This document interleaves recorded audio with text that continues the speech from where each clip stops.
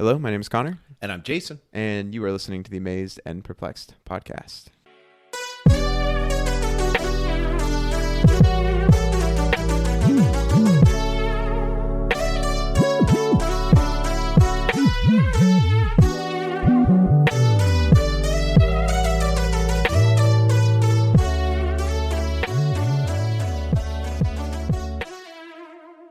So in our last episode, we had Quincy Rush was here and blessed us, and we're very grateful for that, Quincy. That's 2 episodes you've impacted now, last one, and I'm mentioning your name.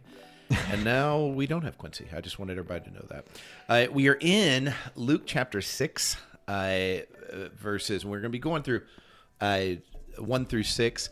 But to give this context, Connor, is there anything you think we should notice to be able to see this in maybe a clearer, more rich way? Yeah, I think so. The calendar for that the Jews live their life by.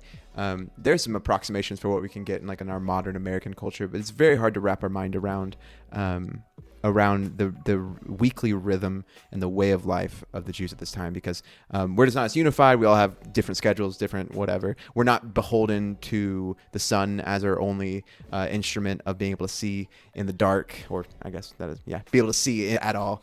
And so there's some things here that are just going to be hard for us to understand. But maybe if I were to put it into church culture, the thing that Jesus suggests here, Jesus is going to talk about Sabbath. And I think most people don't really have a well-defined, thought-out process for why we do church and when we do church and why it's incredibly important. And I think if we're being honest, most of us don't even necessarily look forward to church. But there are those of us who might have well-defined thoughts at different times over all these things. But I just want you to imagine, let's say you view church and Sunday morning church, you see the significance of Sunday morning being the day of the resurrection. You see the beauty of, at the beginning of every week, giving honor and glory to God and drawing back together with your fellow community. And in fact, not just you see all those things, you eagerly anticipate. And you believe that this rhythm is woven into not just your life and your family's life, but into the fabric of creation. I want you to imagine that. And also, it's the only day you don't have to work. And then somebody comes along and says, you're doing it wrong. Or somebody comes along and says, the heart behind what you're doing is completely wrong. In fact, I need to completely change your perspective on how you view this monumentally important thing that is a guidepost for your week. I need to change that. And I'm a guy, and I'm saying that the way that you are living your life one day of the week is the heart behind it is completely wrong. And I think maybe for me that can get to a little bit of the gut reaction for what it would be like for a Jew in the time of Jesus to hear the teachings that Jesus has on the Sabbath. I think that's a great setup. I honestly don't add much to it, simply because I think that is such a good framing. So as I read this, I would want you to just ask yourself where you are in the story, and from that vantage point, what amazes and perplexes you, because this is one of those stories that you have two clear sides. Not every story has that. You might have a different perspective, but I like that. And so I'm percolating so much. Let's just jump into it. So verse 1, one Sabbath, Jesus was going through the grain fields, and his disciples began to pick some heads of grain, rub them in their hands, and eat the kernels. Some of the Pharisees asked, "Why are you doing what is unlawful on the Sabbath?" Jesus answered them, "Have you never read what David did when he and his companions were hungry? He entered the house of God, and taking the consecrated bread, he ate what is unlawful. He ate what is lawful only for priests to eat, and he also gave some to his companions. Then Jesus said to them, 'The Son of Man is Lord of the Sabbath.'" So just a few verses, lots to think about. So what hits you? What amazes you about this? Yeah, I mean, there's so much, and even when you were talking, I was like, there's so much more context you can put, and thinking about if I viewed Sunday morning worship as something that was mimicking the very act of God, which is what they would have seen the Sabbath as taking part in the rest that God took with creation. What amazes me is is the way that Jesus directs this, like the way this is directed towards the Pharisees. I don't know if I'd ever really fully accounted for. I wonder here, I've always there's so many different angles you can come at this, but I don't know if I've ever really fully appreciated that maybe a lot of what the heart behind the Sabbath, what a lot of the heart behind why the Pharisees are so upset, or why they're trying to nail him on this, is found in some of the language that Jesus uses, and I'll have to do some further reading about this if this is just a common duh sort of thought. But Jesus says in 4, he entered the house of God, and taking the consecrated bread, he ate what is lawful only for priests to eat. And I have to wonder if that statement is something directed at the Pharisees, like in the heart of the Pharisees clearly have a poor idea of what the Sabbath is and what Yahweh has called the Sabbath to be. But I also wonder if in their heart there's something like, listen, that the work, quote unquote, that's done on the Sabbath, it's done by the priestly class, it's done by the religious elite or whatever. And I do wonder if there's a piece here that Jesus is speaking to them. And yeah, I don't know. I don't know if I'd ever picked up on that. And maybe I'm completely off base, but no, I think it is. It's a fascinating response. I just think it's fascinating because in my memory, where this shows up is David is on the run from Saul. He shows up, and imagine if you're on the run. Imagine if all of a sudden you're like, you got to go. You can't pack your house. You can't take a bag. You got to go. You're running for your life. So he shows up and his group of men, and they show up at this priest. Yeah, that he liked him, and so he's like, yeah, all I got is this. So they're eating this bread under duress. And so it's like, it's a weird parallel to draw. And that really pushes my mind in thinking, why would this be a legit parallel? I'm not suggesting the Pharisees accept it. This actually runs into another story, so we don't even get their response. But it is interesting how they're doing it. The other thing is Jesus didn't initiate this. Mm-hmm. So then you're like, okay, these are these Jewish men that have been raised not simply with the law in general, but the specific application of the law that would lead the Pharisees to make this accusation. Were they just unaware? Like, not unaware of the law. I just can't imagine they wouldn't know that. Mm-hmm. But are they just not paying attention? They're just like, I'm hungry and I got to eat. Are they under duress in the sense that not a king is following them, but a king is leading them. But anyway, they're homeless. Yeah, they're homeless. Yeah, and this is all they have. So under so it's interesting to me. Almost separate from this is what is the mindset of the disciples that they think it's okay. But that being said, Jesus' response basically, this ties into what you said. Yeah, I remember you just said the priest. This isn't what you said, but this is what I heard. Is the idea that when the Sabbath, the people can do nothing. The only people's job that really matters are the important people, which would be the Pharisees and the priests, the people that make the sacrifices, and the people that create the worship times and things like that. They're the important people. So now he's just compared him. This is, I'm going to weigh in. This is what amazes me. He just compared what they would perceive as super common, because the Pharisees aren't acknowledging Jesus's messiahship, much less. Eventually, some will acknowledge him as a rabbi, but I don't think at this point. And so they're like, "What?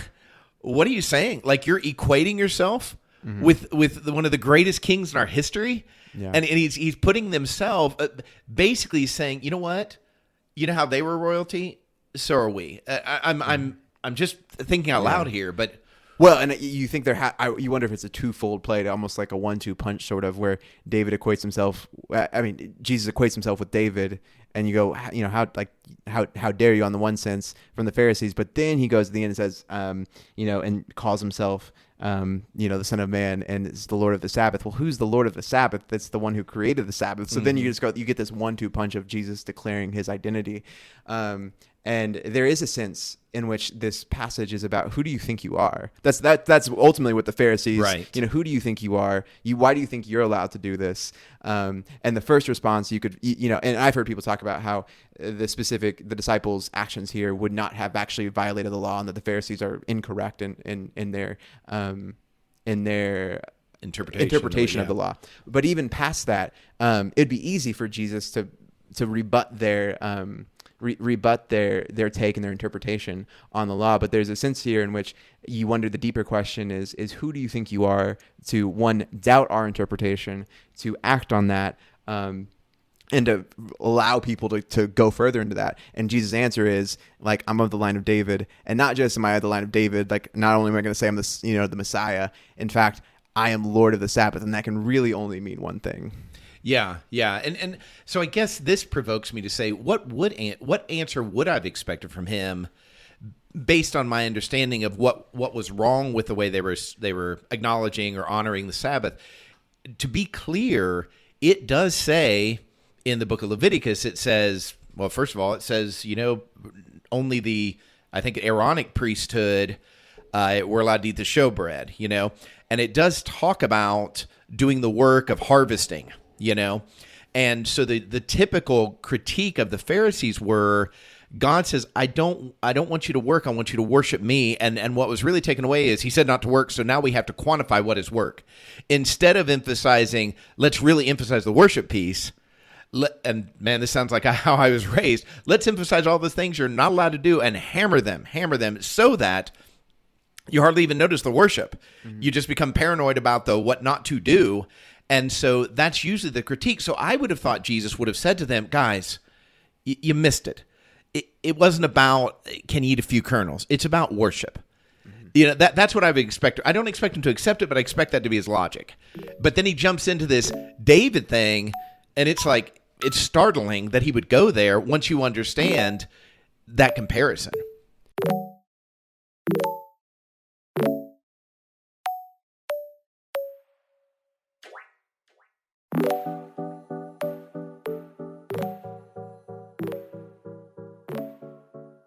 Yeah. Well, and even in the sense here, I think what you said brings me to what perplexes me, and I think about that would be what you said. The expectation is for Jesus to respond. I think that's a lot of that's how Christians for a long time interpreted this passage. Was Jesus' critique of the Sabbath as an institution, or Jesus' critique of the idea of Sabbath rest. And so, I grew up, and I think we're seeped in it, certainly in our American culture, in terms of in terms of just the desire for hurry, for more, for go, go, go, go. Our society, both church and just secularly, we worship busyness. That is just an altar that we all, to one degree or the other, go to, and it's so perplexing to me that, like, I think we would have the expectation for Jesus to address this concern as like, oh no, you're missing the heart of it, and you're corrupting it, and it's this or that, and there is that sense here. But at the very end, we also then go and corrupt the words of Jesus. Jesus says, when Jesus says he's the Lord of the Sabbath, that's not him saying, and you need to not worry about rest and the Sabbath. It's not Jesus completely abolishing the Sabbath, like many have pretended was the case for a long time. And so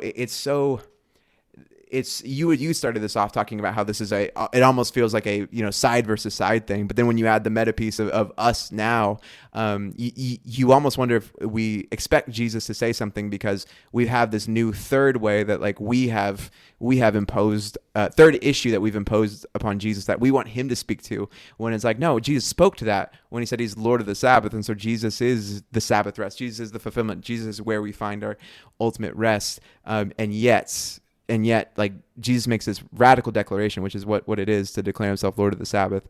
Jesus is inviting you and I to rest in that.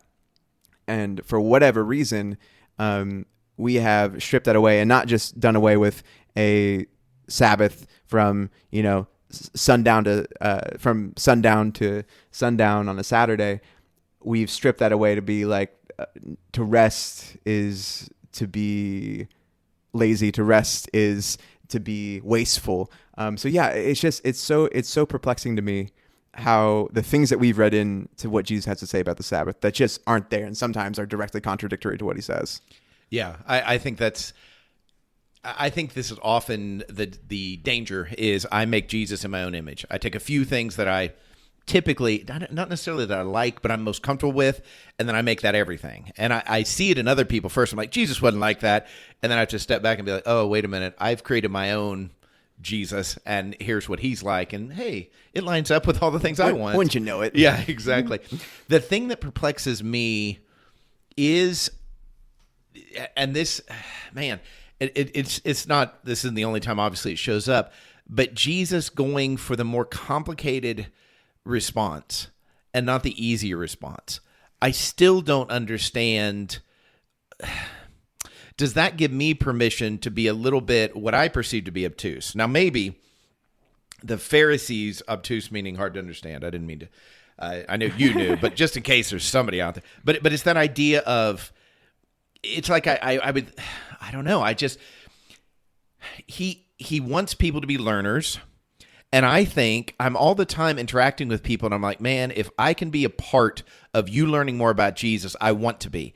And if they signal me, for example, I've studied with people that are like, I have to use the King James because that was my grandma's Bible. And I'm like, okay, well, the King James is really hard to understand, especially if you're not, tuned into it, if you haven't experienced with it.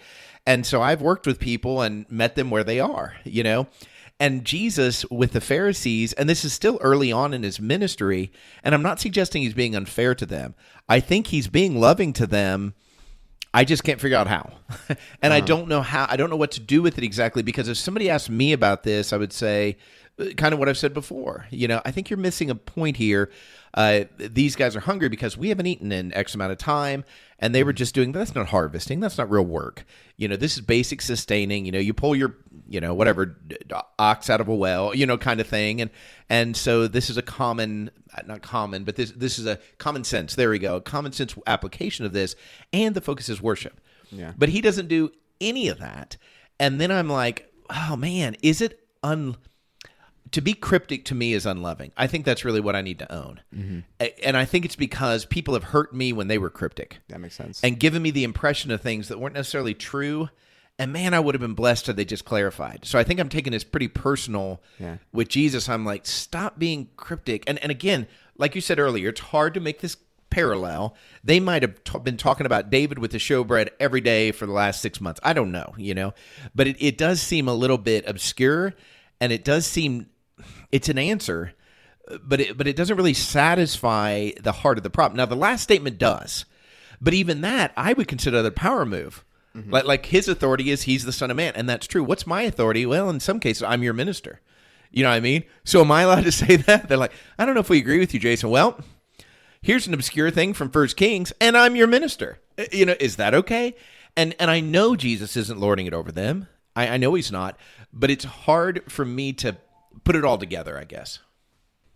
One, I think that's a fantastic, just fantastic observations, and I don't know if I have an answer for it, but maybe I have a perspective on it. So I think what Jesus is speaking, what I wonder here is our expectation in every interaction is that when Jesus is going to provide clarity, the important thing is he provide clarity for the exact thing, the surface level thing that is being addressed here. And I think what Jesus is doing here is underneath this is the question of who are you and why are you doing this? And I think that's the most important question in the history of the universe is who was Jesus, right? I think like that can undergird pretty much any conversation we ever have. That's the most important question. Literally our lives, the universe, the fate of everything and everybody you've ever known revolves around the question of who is Jesus. And so there's a sense here in which it would be easy for Jesus to get bogged down in the details and be like, no, don't you understand? Like when I interpret the rules of the Sabbath, I know, and I can be the perfect teacher and explain to you exactly how it makes sense and how I'm in the right or however it would be. But ultimately, what's more important for the Pharisees and for the people around Jesus to understand is that question that you're wanting answered, that you're wanting me to get bogged down in, is not the question that you should be caring about. And the question you should be caring about is, who am I? And then that Jesus makes pretty abundantly clear for anybody who's willing to listen. As it says, the Pharisees are furious at his answer. And so, I wonder sometimes for us, and I think I do this in my own life, I get so bogged down really quickly in get bogged down in the questions that are not, who is Jesus and who is Jesus to this person? Who is Jesus in this situation and what can he be and what life can he give? And I think this gets to the heart of what we're always talking about with what's the job that I can do and love God and love the person in front of me.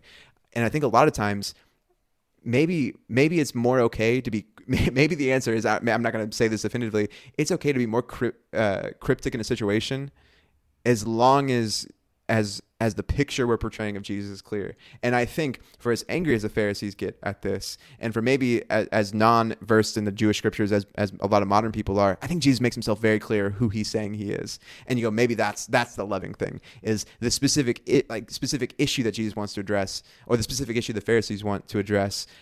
Jesus is not making clear, but the deeper issue beneath that, Jesus is making clear. That works. Yeah, I can see that. So what he's not saying is, hey, because David did, anybody could do it. It's interesting because he specifically, even though it says in the text the disciples were doing it, whether he introduced the idea or didn't, he certainly takes ownership of it. He's like, hey, David did this first, then he shared it with his companions, meaning he wanted them to see the parallel there. I am the David. These are my companions, and it is that. Yeah, I see that, but that really helps me. It's like he is being clear about what's most important about being clear, is the idea of here is who I am.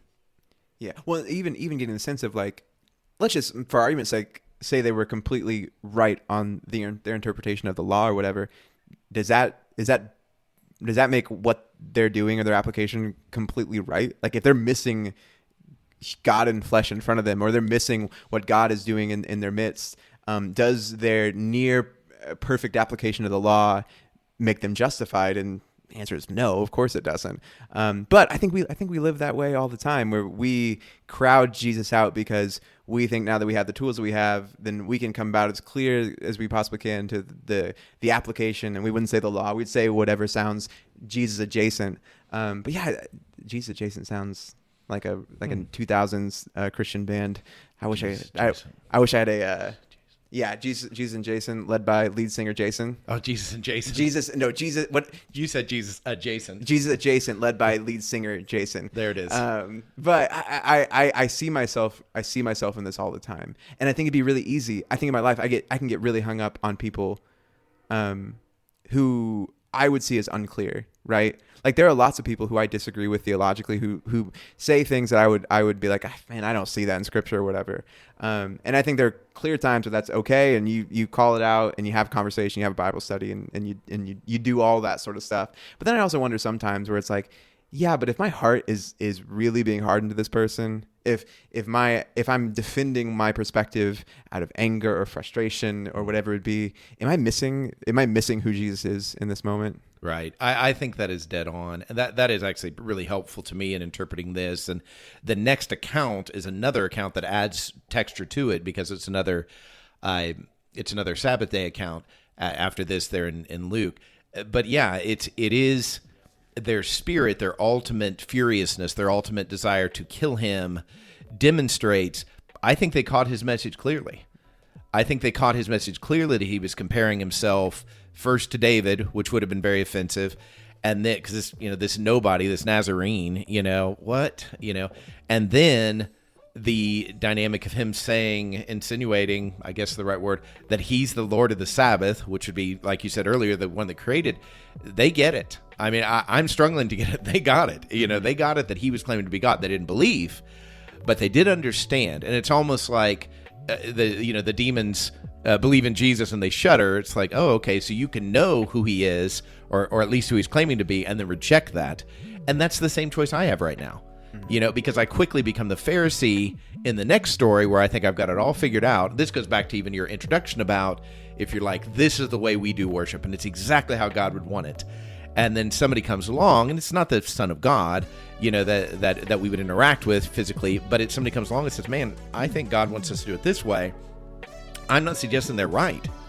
I'm simply suggesting that if we're not open, that within itself puts us in that Pharisee role. To not even asking, God, what do you want from this? And being curious about what he might tell us. Yeah. And I think it's even helpful just to give dignity to all of these people to understand that the offense that I would take for somebody walking in on a Sunday morning saying I'm the Son of God and this is the way things are, that's the offense that they would have taken. And I think it's important to give the Pharisees that dignity to go like, yeah, I would take offense to that, and I would feel a particular way about that. And even if I in this circumstance I go, yeah, but I'm right, that still doesn't take away from the fact that like those visceral feelings, they would have been real, and I can understand that. Yeah, that's good. I have a tenderness and compassion for the Pharisees being told for a long time, some of these guys were very old men for their culture, that, man, you're holding the line. You're protecting us against Rome and all of the evil of the world. And I think that several had misinterpreted it. Some had found real power in it. But they're not coming from purely, if I can give myself grace when I look back and think, oh man, that was all about Jason, not much about Jesus, why can't I give them grace? That's so good. Thank you for listening. Grace, peace, and love.